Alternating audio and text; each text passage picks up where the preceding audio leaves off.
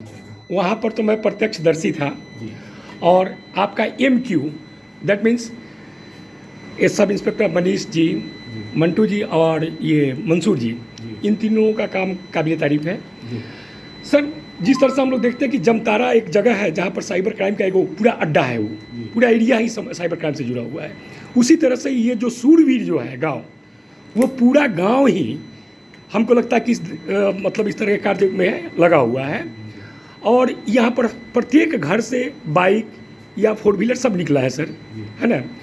तो मैं ये कहना चाहता हूँ सर कि क्या महाराजगंज की जो थाना है उनके नाक के नीचे ये सब कुछ हो रहा है, अब तक उन लोगों ने क्यों नहीं इसका ये किया, अब तक वो क्यों नहीं उसका पर्दाफाश हुआ, ये पहली बार ऐसा क्यों हो रहा है सर?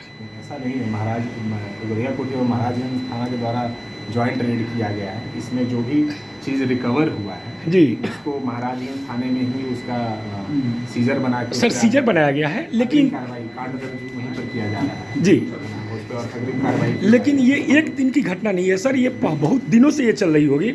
तो और वहाँ पर उनके नाक के नीचे हो रहा है, उनके एरिया में हो रहा है, और अब तक वो पुलिस वो क्यों, मैं उनके ऊपर इल्ज़ाम नहीं लगा रहा हूँ, उनको संलिप्त नहीं, लेकिन संदिग्ध तो जरूर कहा जा सकता है सर।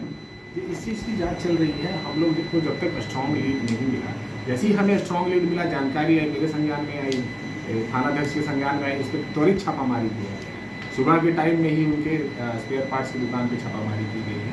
ये जानकारी अभी तक ये पुलिस का आप कह सकते हैं कि अगर ऐसा बात था पहले, परंतु जनता के द्वारा भी ये बात बताई जा सकती है। मैं यहाँ पर जब से हूँ तब से अभी तक मुझे कभी भी इस चीज़ के बारे में जानकारी नहीं दिया गया था किसी भी व्यक्ति।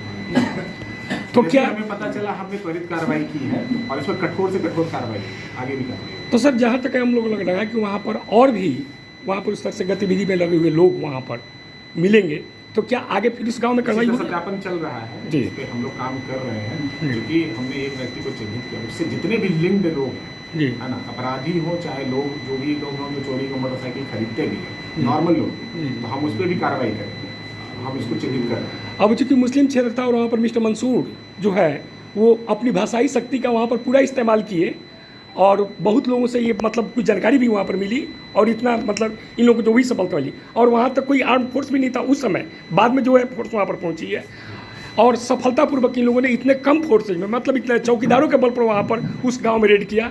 बाद में DSP महोदय आप सर भी पहुँचे वहाँ पे, है ना। तो उस समय ये सब कुछ हुआ, तो मतलब गांव में थोड़ा सा डर का तो माहौल यहाँ पर जरूर हो गया था। जैसे हम लोग वहाँ पर पत्रकार चल के डर रहे थे कि पूरा गांव के लोग वहाँ पर कहीं ये ना हो जाए, इकट्ठा ना हो जाए, ये मतलब वो लोग अपोज ना कर दें, लेकिन ऐसा कुछ नहीं हुआ, है ना। तो सर इसमें ये तो गोरियाकोटी नहीं, मैं सिवान की नहीं बात कर रहा हूँ, ये पूरे बिहार में इस तरह की ये सबसे बड़ी घटना है, और ये सबसे बड़ा जो है यहाँ पर पर्दाफाश हुआ है। किया है इस चीज़ का हम ही ने उद्भेदन किया है जी, महाराजगंज थाना, गोरियाकोटी थाना, सिवान की पुलिस के द्वारा इसका उद्भेदन किया गया है। जी, जी, और हम लोग इसके ऊपर आगे भी काम कर रहे हैं। लेकिन गोरियाकोटी को चढ़ के जाकर वहाँ पर करना पड़ा था सर। महाराजगंज थाना भी आई थी। जी आई थी, महाराजगंज थाना आई थी। जी जी, हाँ ठीक सर, धन्यवाद।